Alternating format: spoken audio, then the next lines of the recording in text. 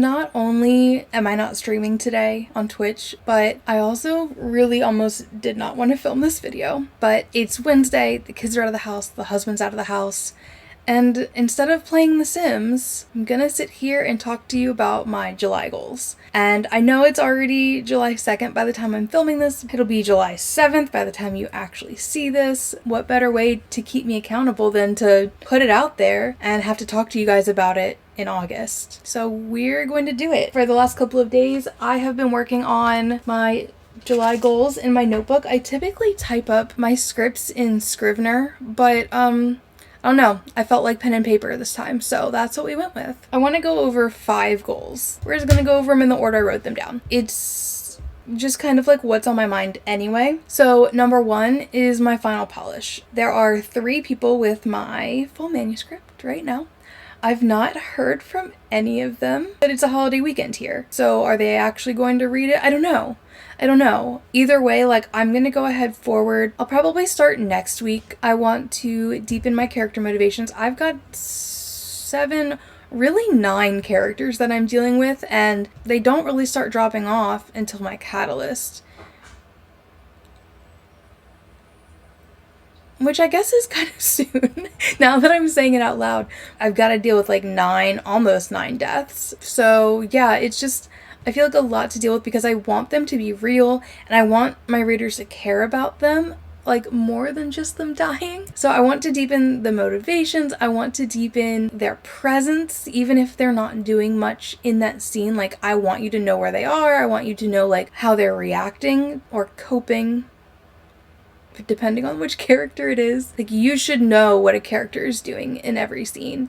So like for Sam is really going to stick to the wall. So with him being my sloth character, like, he's not making a lot of decisions and he's very slowly opening up to the group. He's kind of more of a tag-along friend. So I need to make him authentic without losing his presence, because he does carry this through line for the story in kind of a, I don't know, very subtle way. I don't know how to exactly explain it.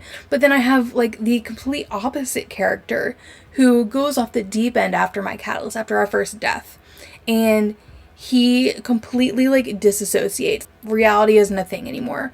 He's freaking out. He's living in his own world. That's his coping. It's going to be felt very differently than what Sam is doing. Then, you know, I've got a main character and I've got her best friend and I've got the ex-boyfriend and the best friend's fiance and like all of these different personalities and dynamics that are coming together. They don't all like each other. They all have secrets and, you know, things they haven't told each other. And the hotel, of course, is kind of like a character in itself, and like how it's feeding on these characters' insecurities and their secrets and all of those things. I have a lot that I want to do with that.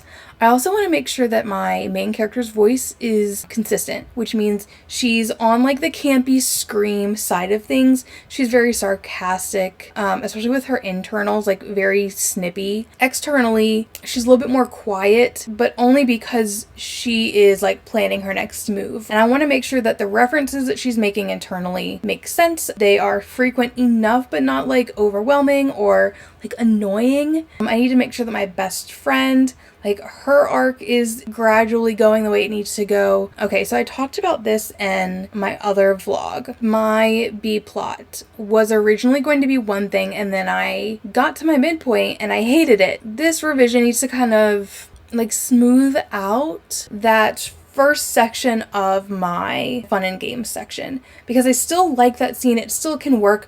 I just want to make sure that the intention behind it and like where we go from it makes sense with the rest of the book. So I need to go and kind of smooth that out a little bit. I need to come up with 25 horror movie rules.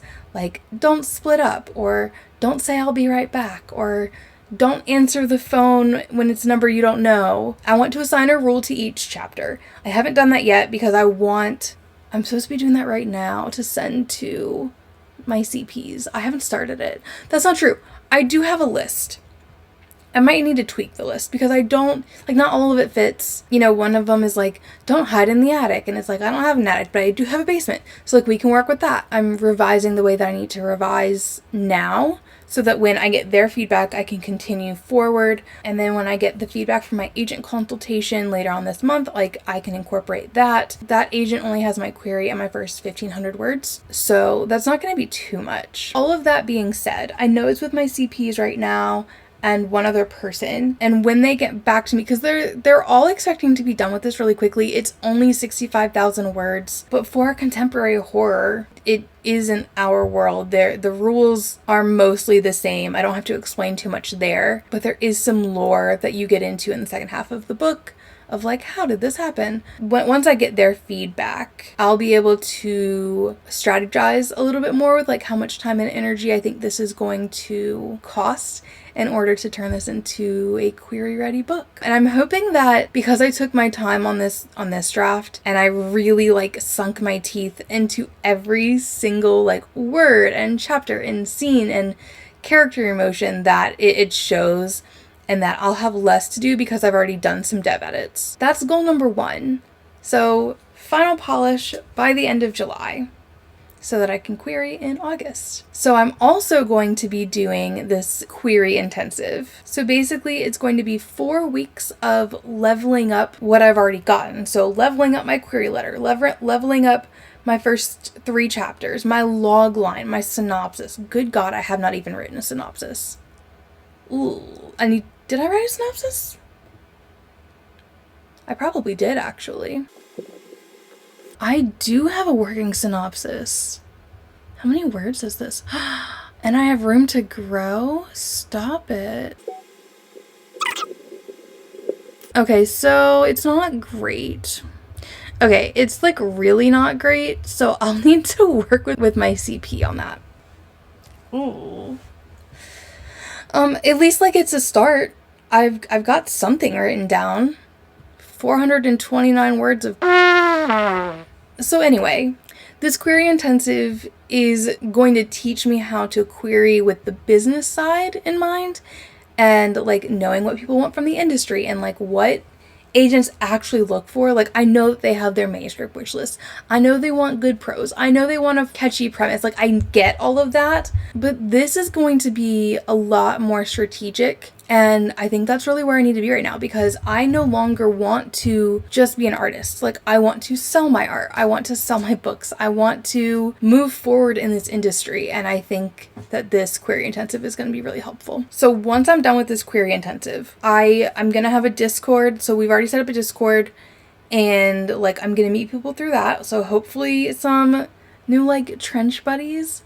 That seems kind of weird to say. I'm gonna have like a freshly polished query, a decent synopsis, hopefully. I'm gonna have really engaging like first 3 chapters. So that query intensive runs from the 7th through like August 1st or something like that. And then I'll probably send, this sounds so silly, I will literally probably send my first query in that last week of July, just cause like I know myself. But that being said, I just posted my new agent guide, and I've already gotten a few likes on it from different agents, and I'm really excited because it just proves my premise is there. As long as I can execute, it'll be good. My third goal is to read 5 books this month. 5. And I know that seems like newbie numbers for a lot of people, but I typically read at most 1 a weekend. With us getting so close to our move date, it's starting to get a little bit more stressful. Just got pictures of our bathroom today. You guys, y'all are not prepared. You're just not ready. Here are the books that I'm interested in and why I'm interested in them. Because again, I want to do this very strategically.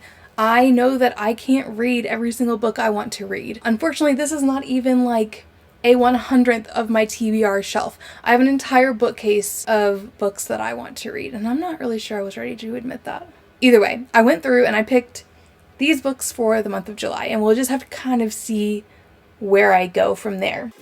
So the first is Shirley Jackson's We Have Always Lived in the Castle. And I think the reason for this is, I mean, it's a classic, and I've been told by a couple of people that my writing is similar to her, and I've never read her. It's only 152 pages. I could knock this out in a couple of hours. The next book is kind of the opposite. So House of Leaves is a huge, like, chonky man. Now, obviously not the longest book I've ever read, which is The Stand at like 1,400 pages, but this is probably going to be the most difficult. However, because I am doing psychological horror, I know that this describes the breakdown of someone extremely well. Like, I'd love to find just like if you read this, I think some bits of it are supposed to be read in a mirror, and like then you have pages like this. What do you even do with pages like that? It's so exciting. I'm not gonna lie, I'm a little bit intimidated by this book. I feel like I'm starting with a bunch of like older books, and I don't mean to. That's just how I happen to stack it over here. Hell House is another one. I actually got this because I thought it might be a comp. I'm interested to see how he makes a setting part of the story. I've just heard incredible things. It's only 301 pages.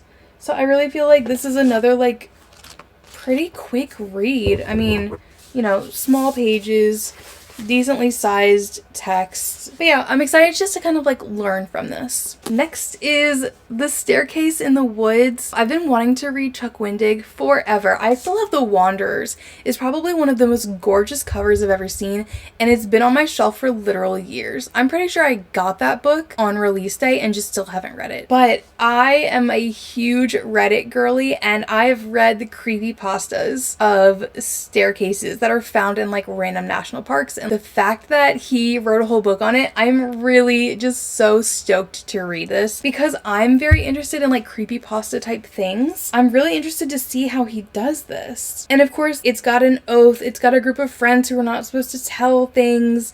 Like, there are secrets. One walks up the stairs and never comes back, and then the staircase disappears, and now it's reappeared, and like the whole thing is just right up my alley. Like 100% I will be reading this, but I think that I'm actually gonna save this book until I am in the middle of nowhere. I'm directing a camp this summer for like very creative individuals. This is the perfect book for that week because I'm gonna be pouring myself into refilling my creative well, and honestly, like, I can't think of a better place because that camp is definitely haunted. This is another possible comp, The Haunting of Room 904. Now, I've had this since it released, but I didn't want to read it until I was done because I am personally terrified of stealing anything or having like my voice not be authentic, or like, you know, just I don't want to take another author's like tone or plot point or anything like that. So I've been putting off reading comps until now. So basically what happens is there's this paranormal investigator.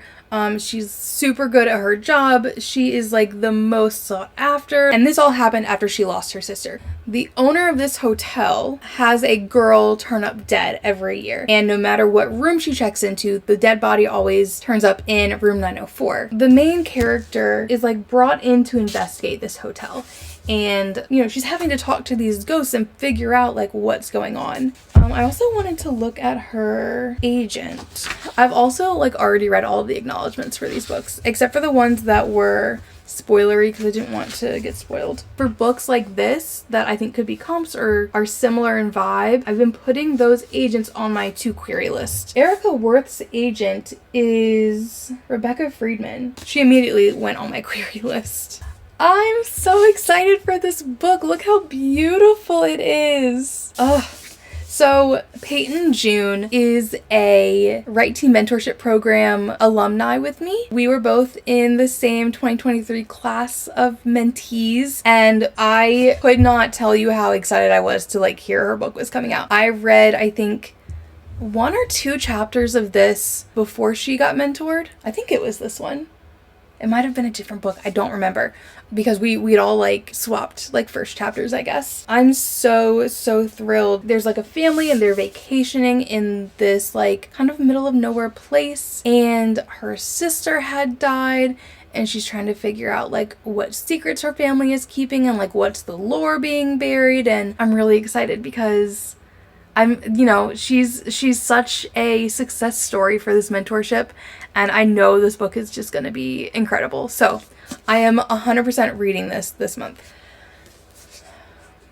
All right, so Bochica, I know I picked this up because it was like gothic and people have been talking about how beautiful it was. To be honest, because there's so many cultural differences between our writing, like this is not going to be a comp, but I definitely can learn from this book. In this book, it's 1923. The main character and her family are living in this opulent mansion. They have a beautiful waterfall. It's their home. However, they are constantly plagued by nightmares. So basically, the mom dies, and then years later, like the nightmares are still happening. They are digging into the mom's like cryptic journal entries. So she is brought back to like her family home to investigate like what actually happened to her mom. Was it self-inflicted? Was it something supernatural? Was there a more like human threat? So it says that it's super fast-paced. It has incredible prose, and honestly, for someone who's like very escapist, like this is supposed to be like a really great book for them.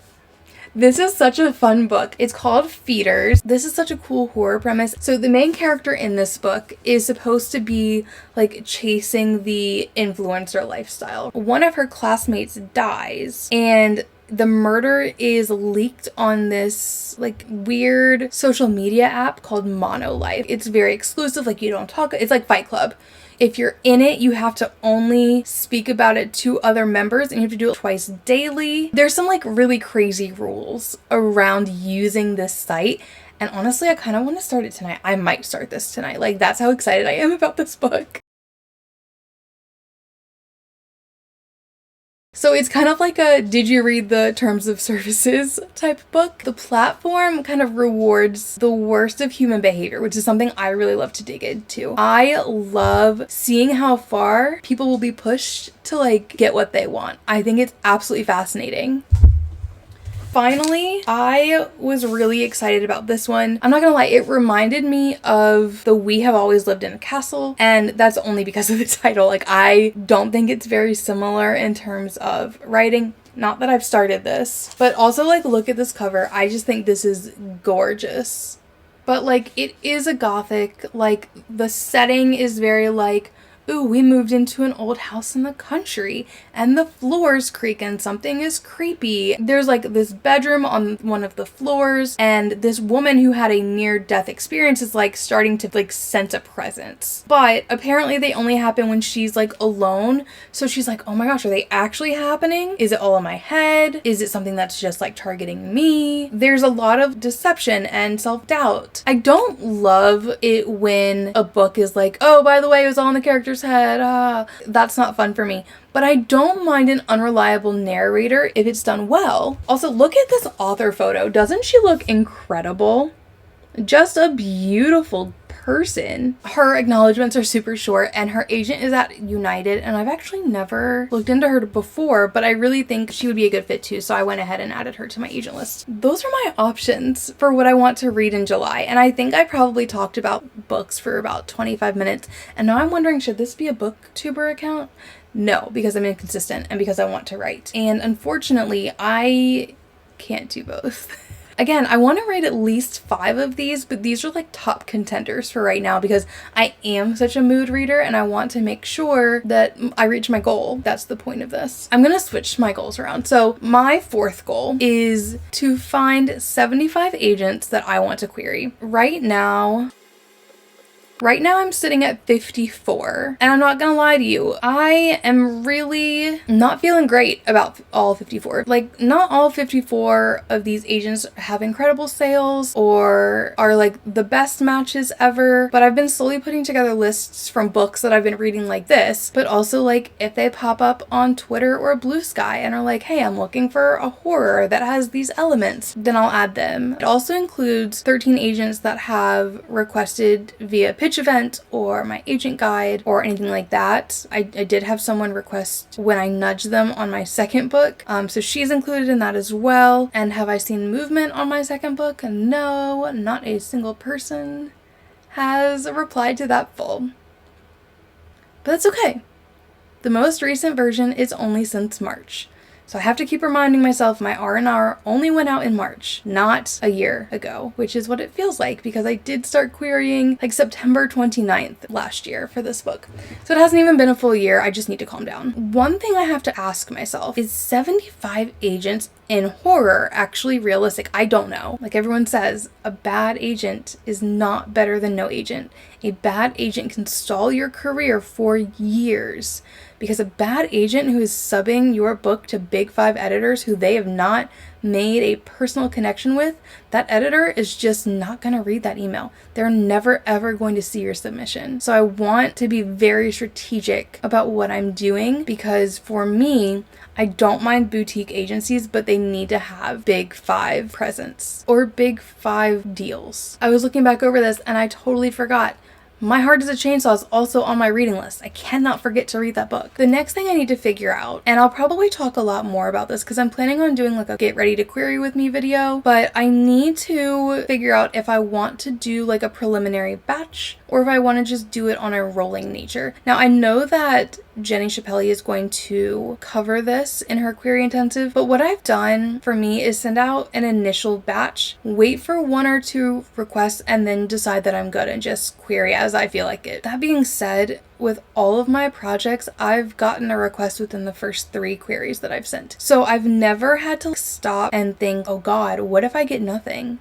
What if I just get straight rejections? I know that I'm going to send it to the first 13. That's not even true because some of those agents I'm not really sure about. I'm going to definitely send it to about 15 agents right off the bat. I don't know who that's going to include and who it's not. It'll definitely include the people with my second book still. I definitely want to send it to the agent that gave me my R&R as well. I'm assuming that horror is still on her manuscript wish list, but I have to double check. And I'll get to this when I do the query with me video, but I need to go over my query. I need to go over my synopsis. I need to go over my log line.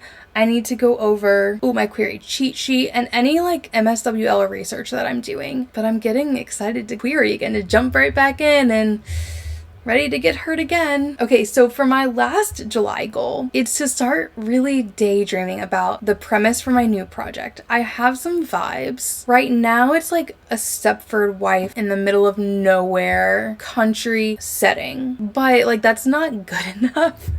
Like that's not gonna stand out. And of course, like I think the trad wife phenomenon is very intriguing. And since I am moving back to my hometown where I grew up, like literally into like my grandparents' house on a farm, I'm going to like really be in that vibe and in that atmosphere, in that position to immerse myself in it. I just need to daydream a little bit longer, just like write down some notes, let it sink in a little bit because I'm a one book girly. I don't write multiple books at once. It's really difficult for me. I would prefer to just work on something until it's done instead of like jumping back and forth. This month is gonna be a little wild. A couple of other things that are just happening this month. I sent my manuscript off. I have my anniversary this month. It'll be 11 years. I have my consultation with like big time agent on the 15th. I am out of town starting on July 19th. And then Wicked Pit is on July 31st. So if you have like anything dark, that's what you would put in Wicked Pit. Well, I want to do a vlog on like pitch day and like how I prepare and like what I do and like my thoughts during it. But it'll also be like the first time if someone likes a pitch that I will actually send them my manuscript. It's going to be a busy month, but it's going to be super fun. And I think at this point, what I want to do is figure out, am I going to do a sit down chatty video for these things? Or am I going to like vlog some of these things? And I'll probably go back and forth. I did not think of myself as like a vlogger because like I just like I've got kids and I've got dogs and I just don't think that I'm gonna be able to sit down and like, you know, film myself writing. But like those 5 a.m. wake ups are prime time for me just to like sit and wake up and chat through what I did the day before and like what are my goals for today. But anyway, I am so excited to see where I land with all of this and hopefully come out on the other side ready to query this book. 1 month. That's all we've got left, guys. Thanks for hanging out. I'll see you next time. Bye.